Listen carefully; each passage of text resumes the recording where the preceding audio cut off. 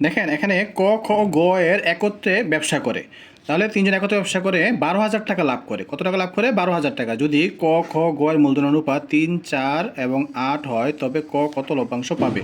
তাহলে আমরা যে অনুপাতগুলো দেওয়া আছে অনুপাতগুলো একসাথে যোগ করে ফেলবো। যোগ করলে কত হয়? 3 আর 4 যোগ করলে কত হয়? 7, 7 আর 8 যোগ করলে কত হয়? 15। তাহলে আমরা এটা যোগফল কত পেলাম? 15। আর এখানে টোটাল কত? 12,000 টাকা, 1200 টাকা। হ্যাঁ, তাহলে 1200 লিখলাম কোথায়? উপরে। আর এখানে কত পেলাম আমরা যোগ করে? 15 লিখলাম কোথায়? নিচে। এখন চেয়েছি কি? চেয়েছে ক কত টাকা লভ্যাংশ পাবে। এখন কয়েরটা আমরা কোথায় লিখবো? উপরে লিখবো। তাহলে কয়ের অনুপাতটা কত? কয়ের অনুপাত হচ্ছে 3। তাহলে 3টা আমরা কোথায় লিখবো? উপরে লিখে ফেলবো। তাহলে আমরা কয়ের লভ্যাংশ পেয়ে যাবো। এখন আমরা কাটাকাটি করে দেখেন, 15 দিয়ে যদি আমরা 120কে কাটি তাহলে কত হয়? 8, 15, 120। একটা শূন্য আসছে, একটা শূন্য বসাই দিলাম। তাহলে কত টাকা থাকে? তাহলে উপরে আসছে এখানে 8, এখানে 3, 3 8 কত? 24 লিখলাম কত? 24। একটা শূন্য আছে, শূন্য দিয়ে দিলাম কত? 240। 240 কোথায় আছে? ক নাম্বার। ক নাম্বার হচ্ছে সঠিক উত্তর।